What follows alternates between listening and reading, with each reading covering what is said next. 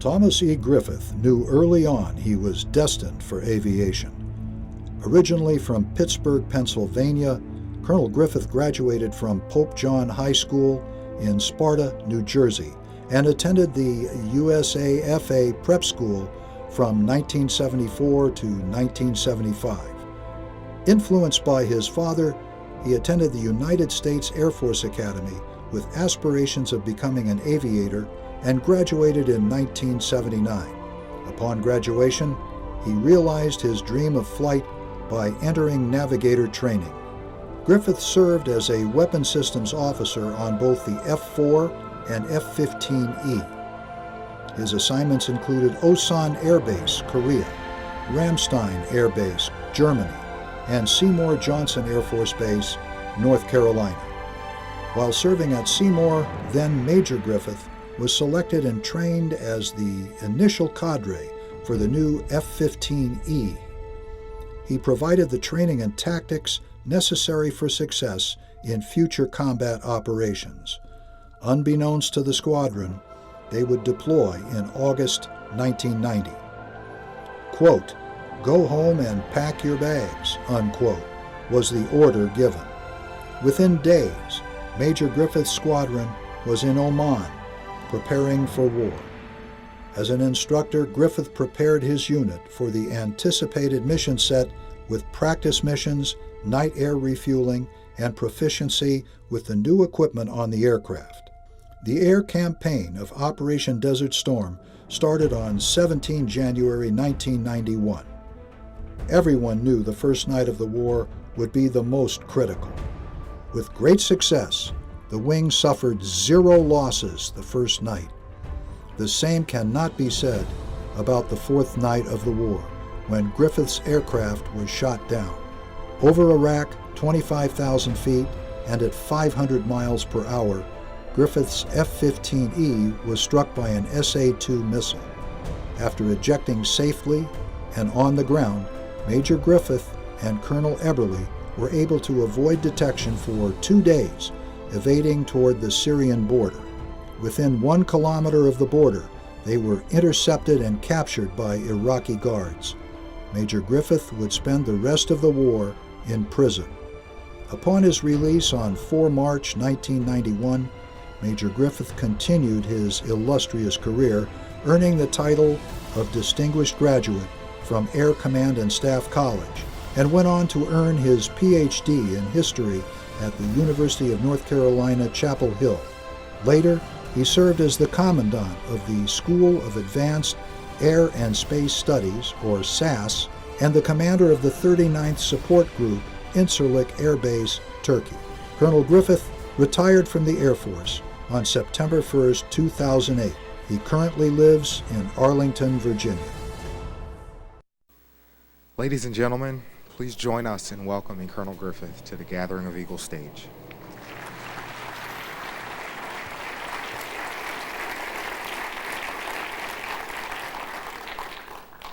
Wow. As the old saying goes, my mother would be proud and my kids would be amazed. I know I'm in a very particular spot here because I totally understand that I am the last speaker on the last day of your course. So I know that you're looking forward to this with great anticipation because after this, you will be completely done. So I'll try to talk for 45 minutes or so and leave time for questions, and we can take it from there. I also promise that I'll try not to swear. I'll try to be politically correct and also try to be funny. So feel free to laugh even if you don't think it's appropriate. Why do we do Gathering of Eagles? I think one of the reasons is for the continuity. Because you're part of a long line of people, whether you want to admit that or whether you realize that or not. I learned from a lot of great people when I was here and when I was in the Air Force, and you're part of that continuation because it goes from one generation to the next to the next. And if we don't sort of remember those things and pass them on, they're going to be lost. And I think they help us do our jobs. And so I'll talk a little bit about that today. And my two big takeaways which my my interviewers talked to me about when they came and talked to me was preparation and will. So I'll try to talk about both of those things as I go through the slides. So a few pictures to start, because that's always good. So those are F-15Es, and that's not in Oman, that's in Saudi Arabia, because we went to Oman first and then moved up to Al-Kharj or PSAB. That, for those who don't know it, is an SA-2 missile, and it's been described as a flying telephone pole. That is what it kind of looks like, and that is what it looks like blowing up underneath an airplane, in this case, an F-4 over Vietnam. And that's what happens afterwards when you jump out. So I'll talk about all those things in a little bit. So I had been at Seymour Johnson for about 2 years. We transitioned from the F-4 to the F-15E. It's hard to believe now, but at the time it was a new airplane. We were still checking it out and trying to figure out how to use it and how to employ it, and it didn't have then the systems it has now. And a lot of things I'll talk to you about today have been greatly improved on. For instance, when I got shot down, the rescue radio we had was something called a PRC-90, a Prick 90. It was a Vietnam era radio. Its radius was about from here to the back wall. So your chances of getting rescued using it were less so than what you have now with the equipment. And I say that not to make excuses or say how hard we had it or anything else, but just for you to keep in mind and for you to know that the things you have now have problems too. You might not know them, and you might have to figure them out, and you might have to figure them out at the most inopportune time, but there are going to be problems. And just keep that in mind. So the fourth night of the war, when I had landed from the night before, the target was going to be down here, a missile, an ammo storage area. And I was a major at the time, so I was going to be flying with the guy who was the DO, we called him, the Ops Group Commander, an 06. So it's always good if you're flying with an 06 to go after a target down there. Right, General Horner? But during the day, as we were in crew rest, that night there had been a lot of Scud missile firings at Israel. Now, we had gone after Scud missiles the first 3 nights of the war. We had gone after what we thought were the fixed sites, but it turns out they had a lot of mobile missiles. Whoops. And they were being fired out in this area. So we went into the squadron. Everything's changed. Everybody in the wing now, we're putting cluster bomb units on the airplanes, and everybody's going out after these Scud missile storage things. And it wasn't the best planned mission in the world, I'll say that, and it was due to a lot of factors, and one of them is it's warfare, right? You got to do things, and things have to be made to happen. I didn't really quite realize how bad it was. I knew it was like, this is not kind of how we practice things. We go to red flag or when we're doing missions at home, but you know, all right, I got it. Until I found out later, this is like many, many years later, that the guy I was flying with had told our wing commander, Hal Hornberg, as we were going out to the airplanes, this mission's worth 20 years of flight pay. So I thought, glad I probably didn't know that at the time, but in any event. So we go out there with 24 of our F-15Es. At the time, because the airplane had been designed to go to war in the central region and go at low altitude, we did not have any jamming against the SA-2 and SA-3 internally. But lucky for us, at the time we had Wild Weasel airplanes, and we're also going to have EF-111s providing jamming. So we take off and we refuel. I'm going to fuck that up at the top. We refuel and we head out to the target area. As we're going out to the target area, we're getting our gas, we're on the tanker. it's time that we need to get off the tanker, we need to go to the target. And then just about the time we do that, we hear the wild weasels checking in to get gas. So, okay, no wild weasels, no big deal. We'll just go and do this anyway. Now you can debate the wisdom of that decision, but that was the decision. What I didn't know is as we approach the target area, we also get radio calls that there are MiGs airborne, and they're coming onto formation. The EF-111s also hear that and retrograde. So now we're going into a target area that had been nicknamed Sam's Town, an airplane with no defensive equipment against the surface-to-air missile and no protection. And if any of you have seen what an F-15 looks like on radar, it looks like a flying tennis court. So we were not stealthy, to say the least. As we turned into the target, we were about 8 miles from the target. Obviously, as we're going into the target area, you saw a lot of AAA being fired. And then about 8 miles out, the radar warning receiver starts to light up, and we start seeing missiles being fired. There were at least 2 missiles fired on our airplane on the right-hand side. We maneuvered against them, and then as we were coming back to the target, there was an explosion underneath the airplane on the left-hand side. I have no idea if that's one of the 2 missiles, or it's a 3rd missile, or a 5th missile, or whatever.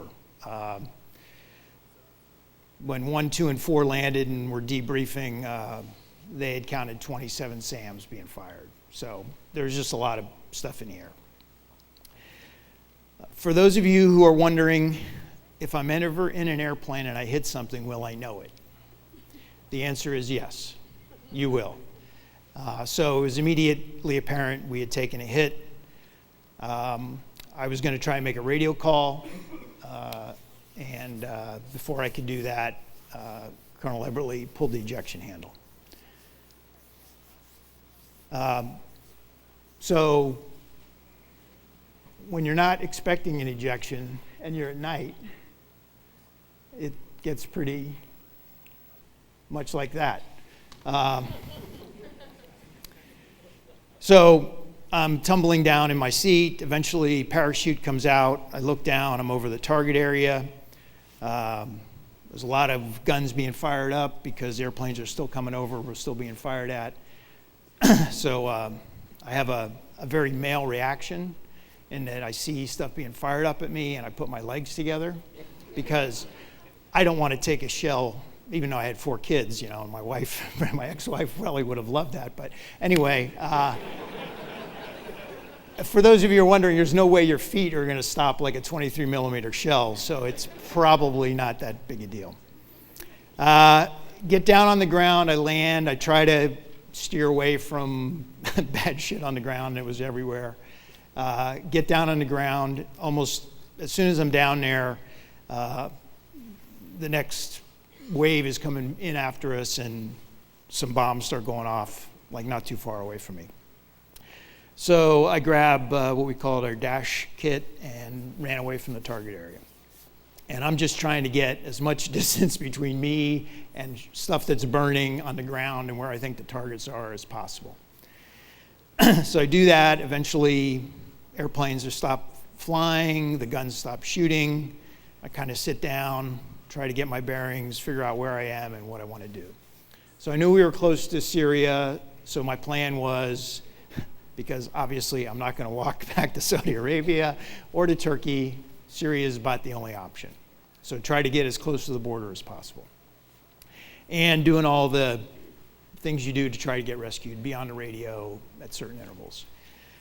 So I'm doing that, and one of the times I'm up, I hear Eberly. He's on the radio too. It's just funny the questions you ask people, because I think his first question to me was, "Where are you?" And I'm like, I don't know. I'm out in Western Iraq. Where are you? So we finally figure out how to get together. We get together. He had been either hit in the explosion or in the ejection, or sometime afterwards he had gotten cut on the back of the neck. and some other places. So he really wasn't up for walking a long distance. So we tried to walk a little bit further, and we couldn't. And then as the sun came up, we saw a hill. So we thought, well, it's better than being out here in the middle of the desert, so we'll go up to this hill and hide out there. So as far as we know, and this is verifiably true, nobody knew we were alive. Because we hadn't made a radio call. It's at night, we're blacked out, a lot of explosions, nobody sees the airplane get hit or blow up or anything. So we're on that hill the next day trying to make radio calls, nobody hears us. The next night, the squadron comes over and bombs the same target. And by this time, because they're right overhead, our radios do work. We're able to talk to somebody.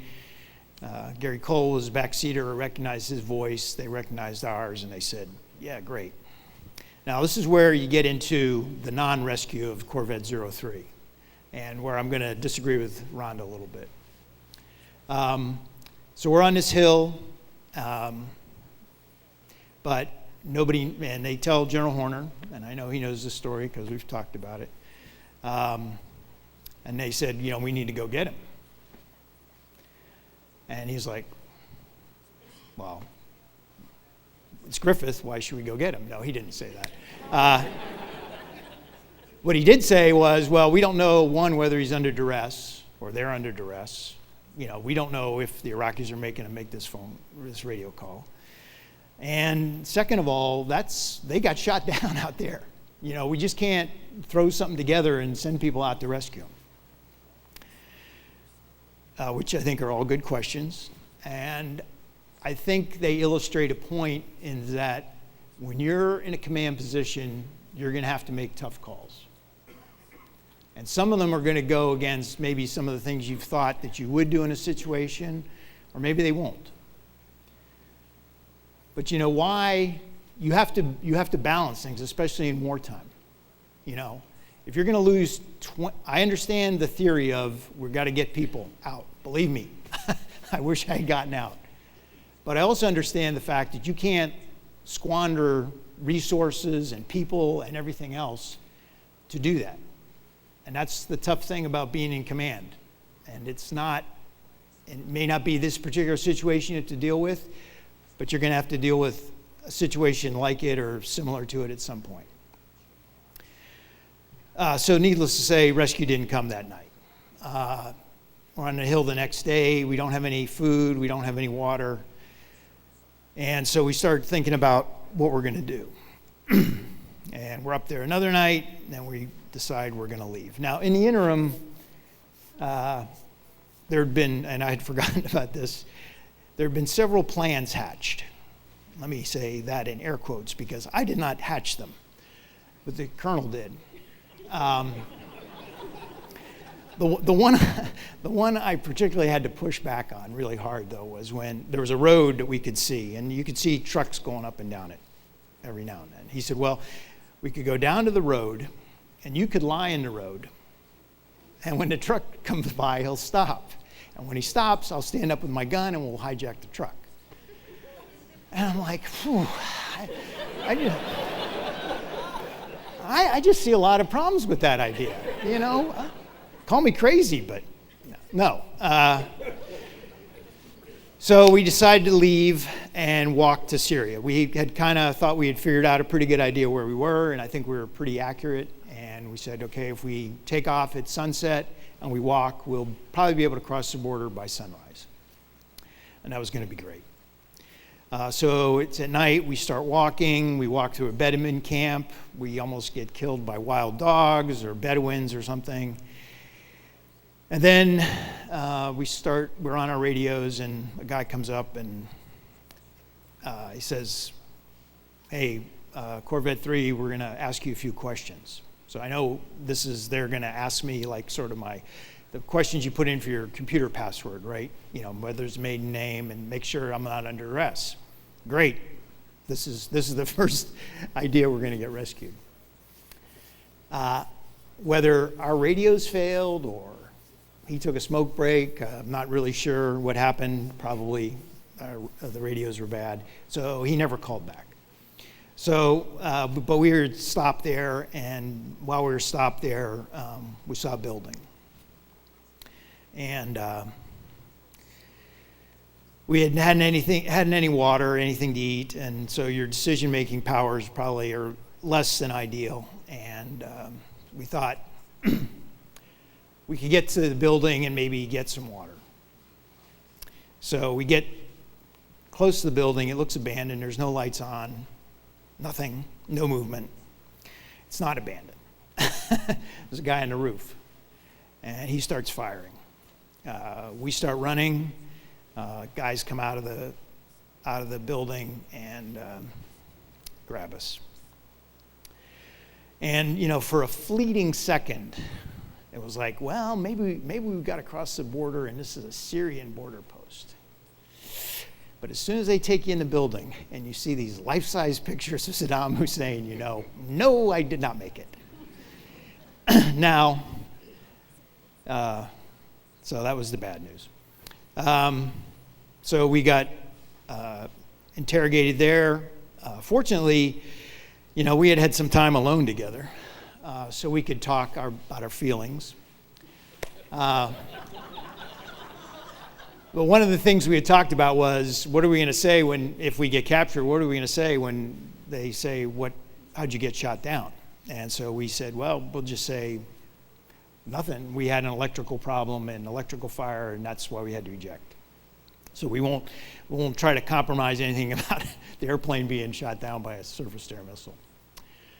So that was the story we'd come up with. So we got interrogated out there for most of the day. One of the things they did was take us through town. They put us in the back of a car and drove us through the town of Al-Qaim.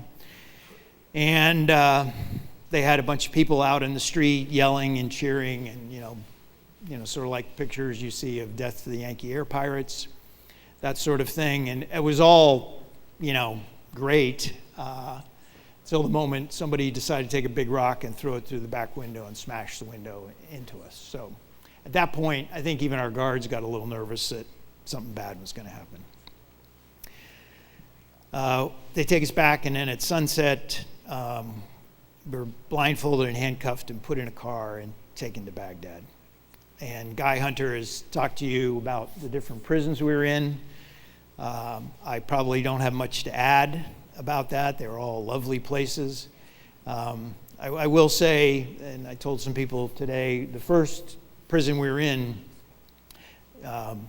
was pretty open. You could talk through the cell walls, and Dave was in the cell next to me, and you could see out, and there was a hallway, and you had to go up and down. The guards had to take you up and down this hallway to go to the facilities. And I can remember, and people were trying to talk so you could recognize different voices, but there's a lot of different people in there. The Italian tornado guy was in there. There's a Kuwaiti pilot in there. I don't know I think there were some Brits in there at the time, but there's all different people who I had no idea whether they were like locals or had been shot down or whatever. But I do remember we sitting there one time and a guy coming by the window and a guard pushing him, and his hair looked like mine. And I said, "What is that old guy doing here?" It was Guy Hunter, which I did not find out until later, but now I can sympathize. But yeah. In the prison we were in the longest, I'm sure he told you, we were in solitary confinement for most of the time, fed one meal a day, a bowl of broth and some pita bread. And it was, at that time we redid the videos where they basically threatened to shoot us if we didn't do the videos. And so tried to avoid answering any questions that were going to give anything away. Then got bombed by the F-117s, so that was nice. And then the war ended, we came home. I have a couple other slides. So that's me at the end of the table. My release was a little bit different in that when General Schwarzkopf went to do the prisoner swap, he said, we have 80,000 of yours, you have 27 of our guys, how are we going to do this? So the initial thing was, I think they released 10,000, and they released 10 prisoners. So I was in the first group of 10. This is us at the hotel in Baghdad. We had gotten taken by bus to the hotel and walked into a room, and there were a bunch of other guys there in suits who I'd never seen before, and a bunch of Iraqis. And you can see the Iraqis outside the windows too there. And these dudes in suits are talking to the Iraqis and tell them to leave. They leave and they close the door, and he says, now my name is Franz and Hans, and I'm from the International Red Cross, and we're here to take you home. And I'm like, dude, what are you doing here? How could you be here? So they wanted to do a news conference, so we didn't really do a news conference. They just let the cameras in to take pictures of us. Yeah, and that's us on the, I guess we would still call it a MAC flight at that time, the MAC flight home. So I'm the smiling one there. To my right is Wetzel. And then the two people in sweatsuits are the Army truck drivers who got captured. We never, as far as I know, I never saw them in prison at all. So I didn't even know they were there. In front of them with the yellow patch is Larry Slade. He was the other half of the F-14 crew that did not get picked up. The Italian navigators next to him, and behind them is Jeff Zahn. So Zahn and the guy on the left, Wetzel, they were flying together in A6 when they got shot down. After I got back, you saw it in the video, came down here, went to ACSC, went to SAS, and then because we were downsizing the Air Force and it seemed like a good idea at the time, I went to the University of North Carolina and got my PhD in history. And then I went off to the Pentagon and did a couple tours there and commanded in Turkey, and came back in military education down here at SAS, and then ended up as the Dean of Faculty at the National War College. I think the things that, and I'm not a big one on trying to dispense wisdom of this. I don't. The one piece of advice I got, which I probably took too much to heart, was when we were on the boat, and a guy named Tom McNish had been a POW in Vietnam and was a flight surgeon, said, "Don't be a professional POW." In other words, don't just go around talking about these experiences, Try to do something else with your life. So I've tried to do that. So I try not to, dwell and see how many great lessons I have. But the couple things that do stand out for me are preparation and will. Preparation, I think, works at an individual level, it works at the unit level, and it works at the force level. I think the one lesson you can draw on, and I'm very careful with lessons from history, from Desert Storm, is we were successful because we were prepared. We had red flags, we had lots of other exercises, we had, like General Cross talked about, we had very realistic combat training. Fight like you train meant something every day in the squadrons I was in. And so I felt ready to go to war. I didn't know whether I'd do any good, but at least I felt ready. I didn't feel like, oh boy, I wish I'd done something else. Same thing for being a POW. I'd done my survival training when I was a cadet, so that had been many years before, but you'd be surprised how quickly that stuff comes back to you when you're in the same situation. For me, there's three things they couldn't do in training that you just have to deal with. One was in training, they're probably not going to kill you. If they do, they're going to be in a lot of trouble, right? So the Iraqis, I wasn't so sure. And in fact, according to one source, at one point, Saddam Hussein's son did order all the POWs killed. So I don't think my fears were unfounded in that regard. Second thing is in training, sort of what the duration is. for being a POW. It's going to be a couple, 4 or 5 days, whatever. You know, in the real situation, we didn't know. We didn't know the war was going to be over in 42 days. We didn't know it was going to be over in 42 weeks, whatever. But what I did know is I'd known a lot of guys when I was a cadet who had taught at the Air Force Academy and had been POWs for 5, 6, 7 years. I knew people had done that. So I knew, and they weren't, you know, they were great men, they're heroes, but, you know, I also knew they weren't Superman. They were just normal people who performed in extraordinary circumstances. So my way to deal with that was to think we were going to be there for at least a year. And I thought, well, if we're out in a year, you know, we'll be doing really well. Other people dealt with it differently. For whatever reason, Colonel Eberly had a moving date that, like, we'll be out by the end of January. And I'm like, oh, I don't know, dude. It's already the 20th. I don't think the war is going to be over by then, but okay. And the third thing is, in training, you know, they can hurt you some, but I don't know. It felt like when you're being really interrogated and somebody's really hitting you for real, it hurts a lot. And you know, it's not something that's a news flash to anybody, but it was just one of the differences I remark on. But still, I felt like when I was interrogated, every question I got asked, I'd been asked before. And I'd been trained how to give a good response. So it wasn't anything that I felt like, oh, this is totally unusual. But I think you have to couple that preparation with will. Okay, all the preparation in the world isn't going to do you any good if you don't have the will to do what you have to do. And likewise, you can have all the will you want, but if you don't have any preparation, you're probably going to fail, or it's going to be very costly.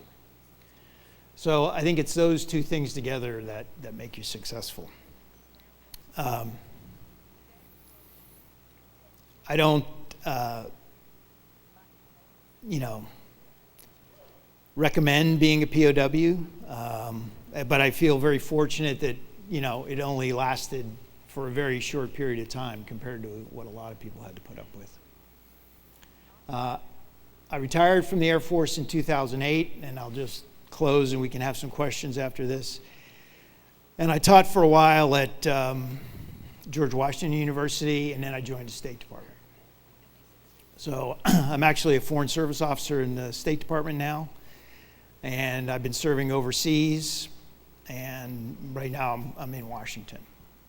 I know probably a lot of you haven't had any, if any, or much interaction with the State Department up until this point in your career. But let me just assure you that the people who serve in the State Department are just as committed, just as honorable, just as smart, and just as hardworking as all of you. They come at things from a very different perspective. Sometimes that perspective is right, sometimes it's wrong. I think you ought to think for yourselves that sometimes your perspective is right, sometimes your perspective is wrong. So just keep that in mind. For the past year and a half, I was in a place called Juba, South Sudan. It's not a place where I would recommend anyone going. But I worked a lot of really committed people in the State Department and USAID who are trying to make the lives of a lot of people a lot better. So I'll just leave you with that, and hopefully at some point in your career, when you do meet somebody from the State Department, maybe that'll resonate a little bit with you. Thank you very much, and I'm willing to take any questions.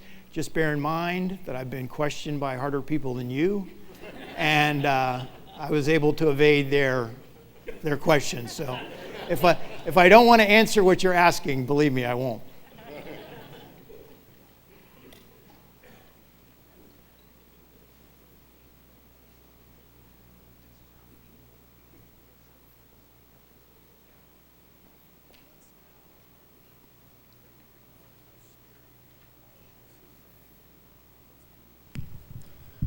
Sir Major Olson from Flight 13. I'm interested in hearing a little bit more about what the most difficult thing was for you returning home from the war.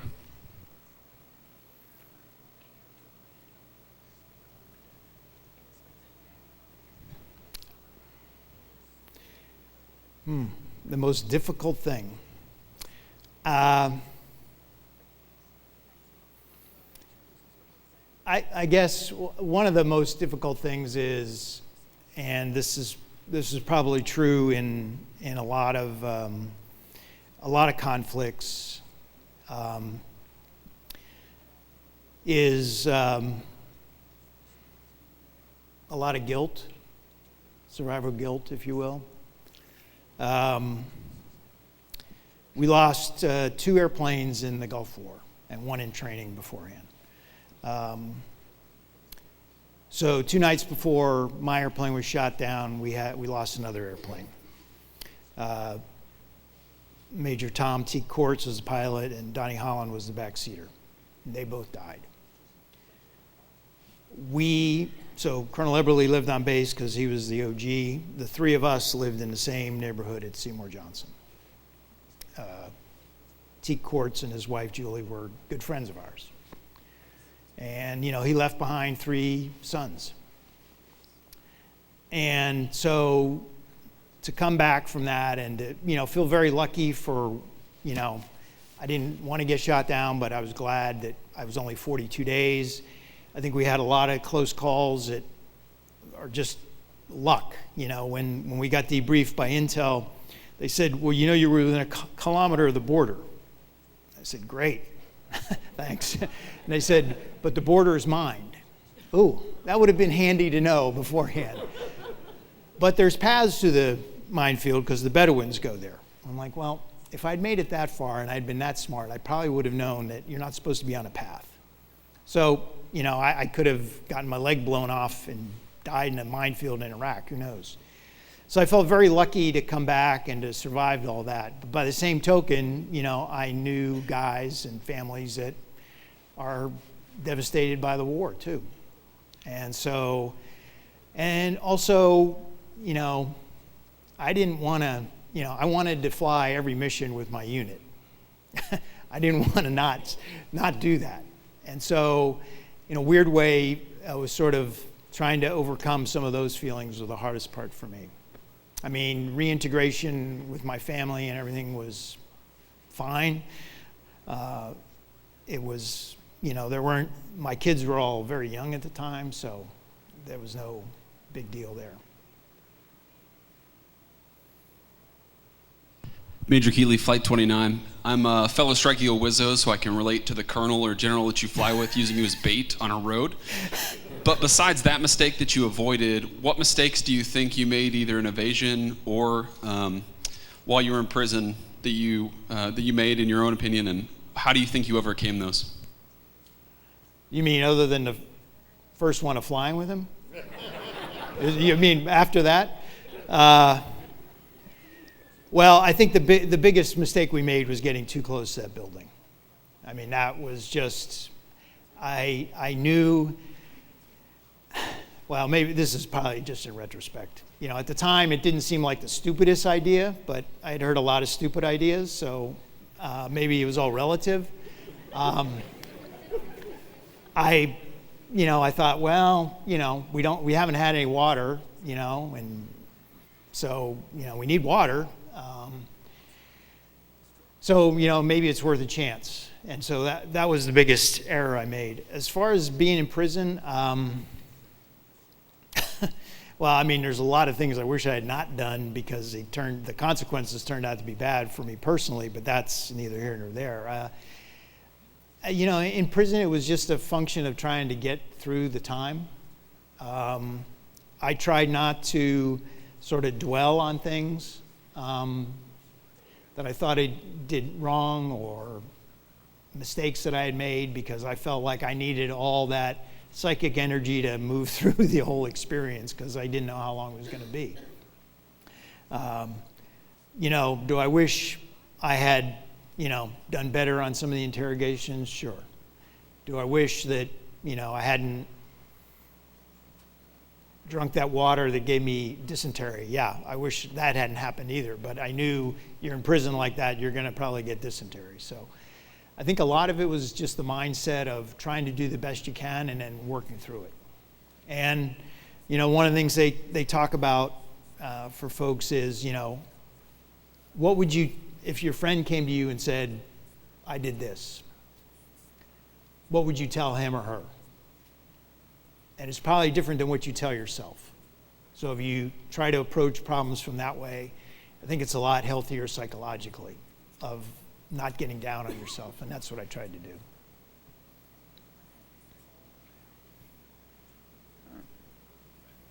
Sir, we'd like to thank you for your time, sharing your See, experiences. they wanted to get out early. I could tell. I would say hi to the Ryans. Where are they? So Joe and Denny Ryan were our neighbors in Bayleaf, and this guy right here was about 3 years old at the time, I think, or something like that. So it was quite a reunion when I met him, and he said, hey, do you remember these people? Yes, I do. So hi to you guys, and hi to the guys from SAS. Good to see you, and best of luck to all of you. You know, you're at a pivotal time in your lives and your careers, and I just say take advantage of every day and do the best you can. Thanks.